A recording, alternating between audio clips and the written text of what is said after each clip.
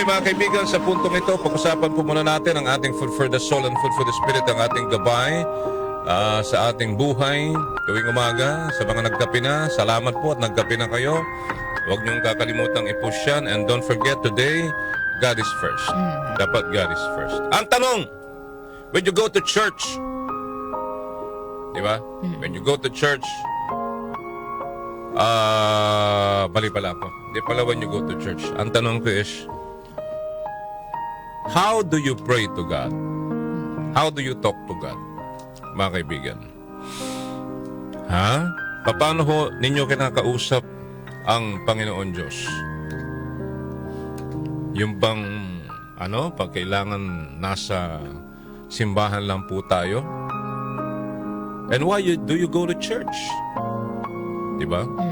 Sometimes we go to church because we listen to the Word of God. And sometimes we listen to the preacher sa kanilang mga sermon. Yung iba naman, they just go to church para lang masabing nagsimba sila. Diba? Pero the question is, how do we talk to God? How? Anong ginagawa ho natin? When you go to church, do you talk to God really? O you just listen at nagmamatsyag sa mga taong nasa paligid? Diba? Dumating ba sa buhay mo na parang nawalan ka na ng gana na makipag-usap dahil hindi ka naman pinapakinggan? Diba? Alam niyo mga kaibigan, meron ako napanood kagabi na touch ako sa storya na isang pamayanan. I don't know if, pero it's sa ibang bansa ito na talagang dumating sa kanila yung tagtuyot, partner. Parang kumbaga yung gagamitin natin yung salitang malas, nagkanda malas talaga. Merong mga mag-asawa na nakunan yung babae, namatay yung anak, namatay yung asawa. Dahil sa hirap na niraranasan nila, may nabagot. Partner, grabe. Walang ginawa kundi magwala. Diba? Laging may dalang baril, nagpapaputok. Even yung kanilang sheriff doon, nawalan na rin ho ng tiwala sa Diyos at sinasabi nga niya na, partner, na God doesn't exist. Diba? Tapos yung church sila, partner, noon na punong-puno, pag may service, unti-unting naglaho ang mga tao. Para bang they feel like walang Diyos sa lugar nila. Can you imagine yun? Walang ulan? Walang ulan, partner. For how many months? Diba? At sa sobrang busy ho nila, mga kaibigan, siyempre, kanilang pangkabuhayan, diba? Wala na silang time para magdasal pa at kausapin ng Panginoon. Alam mo, may dumating na isang bata.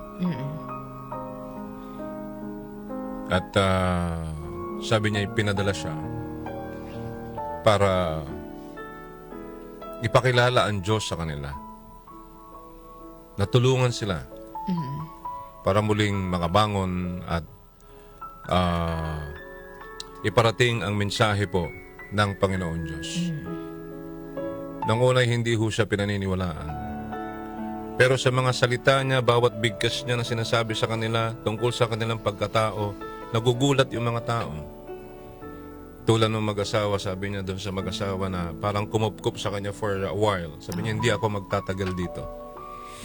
Gusto ko lang iparating sa inyo ang mensahe ng Panginoon, ng ating Panginoon Diyos. Alam mo, sabi niya doon sa mag-asawa, partner, napakaswerte nyo at yung anak ninyo na nawala sa inyo na lalaki, nasaan siya? Nasa heaven na, masaya na siya doon, ganun. Di sila makapaniwala na, paano mo nalalaman na you are a stranger without a family name, alam mo yung nangyari doon. Sinabi pa niya doon sa sheriff na, sabi niya, you know the reason why you don't believe that God exists? Alam mo sabi niya? Because your wife died. Namatay ang asawa mo. At dahil doon nagkimkim ka sa Diyos na bakit kinuha ang asawa mo. Amen? Amen. Bakit nangyayari itong unos sa inyo? Anong problema natin? Di ba?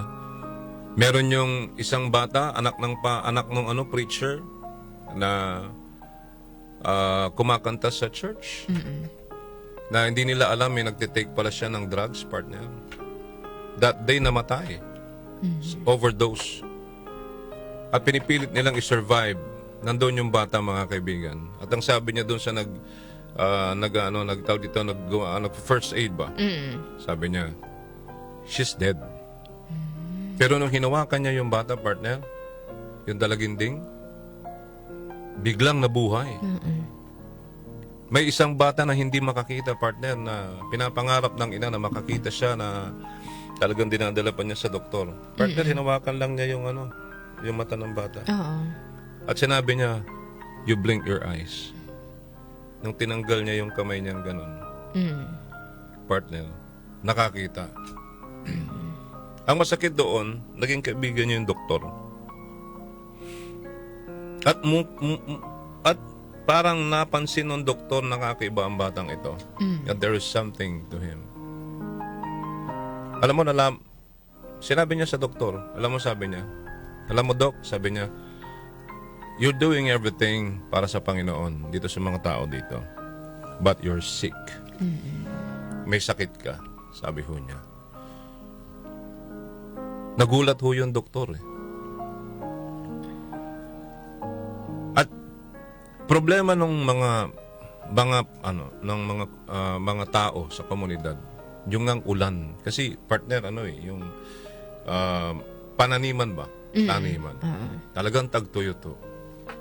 Alam mo ginawa niya dun sa movie, partner? It's time, sabi niya. Parang panahon na para ipakita ko ang milagro ng Panginoon Diyos. Ipakita ko na may Diyos. Kasi parang wala na silang tiwala sa Diyos, partner eh. Alam mo ginawa niya, partner? Nagbuhos siya ng tubig sa what do you call this? Yung bottled water, yung plastic bottled water.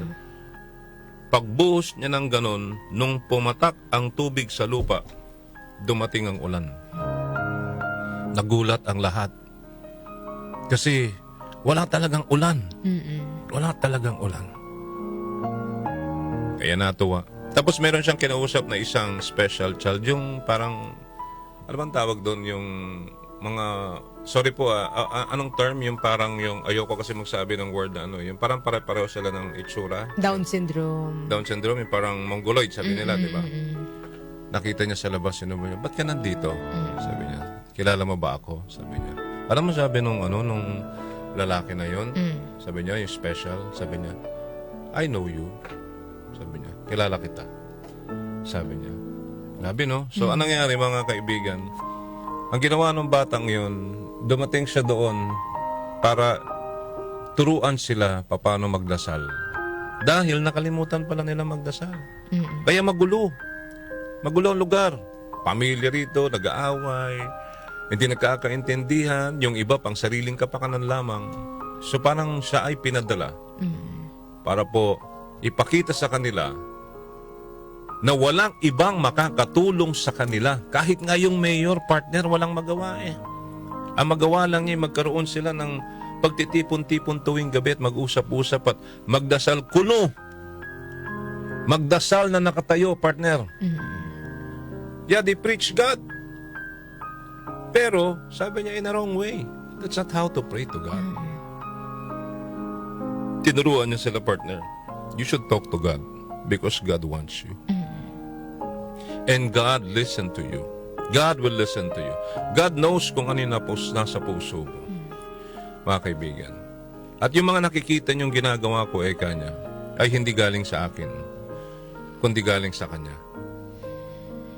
Ipinapakita niya sa inyo how powerful God is, that no one, even a doctor, even a politician, kung sino man pinakamagaling eksperto sa buong mundong ito, hindi kayang gawin ng Panginoong Diyos. Amen? Amen. Diba? Sample lang ho yun, mga mangilan-ngilan lang na ginawa hong pagpapatunay na milagro na mas makapangyarihan po ang Diyos kaysa tao. At alam mo ba sa huli, partner, yung nagkumkumupkup na mag-asawa sa kanila, ang milagrong binigay niya sa kanila sa edad nila, nagkaanak sila ng lalaki. Kadiyan. At alam mo kasi yung sheriff doon is parang parang ano siya, curious siya at parang pinag-iisipan siya ng masama.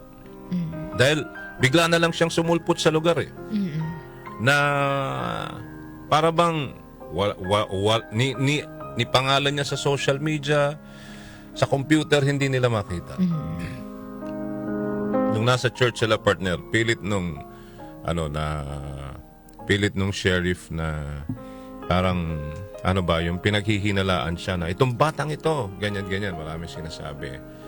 Na gumagawa ng dito, kababalaghan. Kung talagang ba't niya pinatay si ba't niya ginagawa ito? Alam mo, partner, nung tinanong siya, sino ka ba talaga? Sabi sa kanya. Alam mo kung anong sagot niya? Anong sagot niya? I am Gabriel, the messenger of God. Pinadala si Gabriel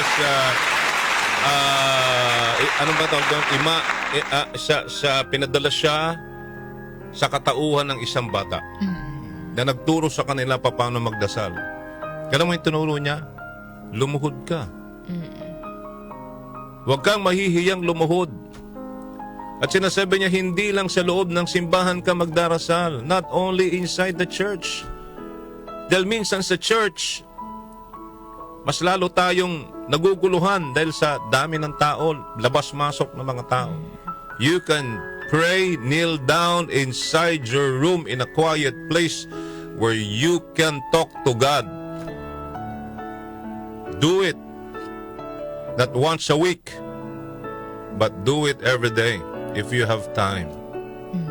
Whether in your car, whether in your room, in a place where you can kneel down and pray to God, mga kaibigan. Alright? Yun po yung sinasabi niya ho doon. Okay? At ang dahil doon, mga kaibigan, mga kanyusik, lahat po sila ay natutong magdasal at nag-umpisa pong gumanda ang buhay ng bawat isa. Alam mo yun? Yung parang dahil doon, partner, lumago ang pangkabuhayan, ang mga sakahan, ang mga lupa ay umunlad. At talagang pinakita ho ng Diyos ang kanyang pagmamahal sa tao. Ibig sabihin lamang ho nito, tayo ho ang may pagkukulang, tayo ho ang nagkukulang, at hindi ho ang Diyos. Now, how are we going to talk to God? Ang sabi ho sa Biblia, mga kaibigan, pray to Him and He will hear you and you will fulfill your vows. At sinasabi rin sa Mark 11:24, whatever you ask for in prayer, believe that you have received it and it will be yours. Mga kaibigan. At ang napakagandang Philippians chapter 4 verse 6 to 7, do not be anxious about anything, but in every situation by prayer and petition with thanksgiving, present your requests to God. Huwag kayong mahihiya, mga kaibigan. Okay? May mga bagay-bagay ho na dumarating sa atin sa araw-araw.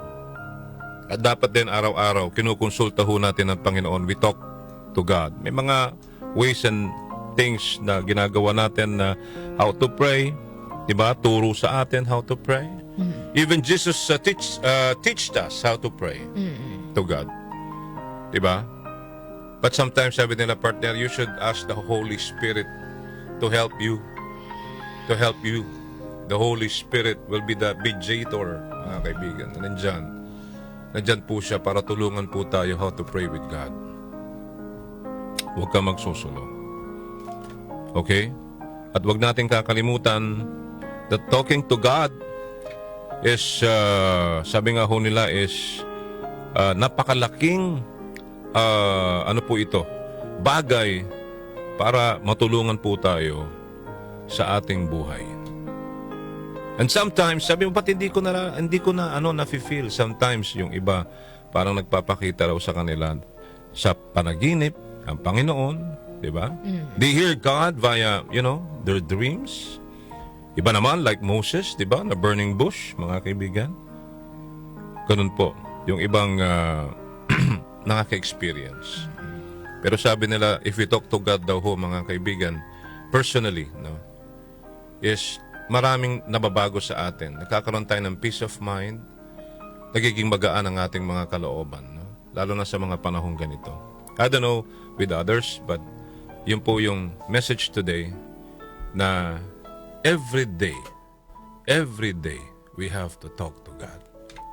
Alright? Before you do something, before you go to sleep, before you, before you decide on something, ask God. Okay? Sige. Yan lang po mga kaibigan. I-share ko lang ho sa inyo na may Panginoong Diyos. May Diyos po tayo na nandyan. Naghihintay po sa ating lahat. Thank you.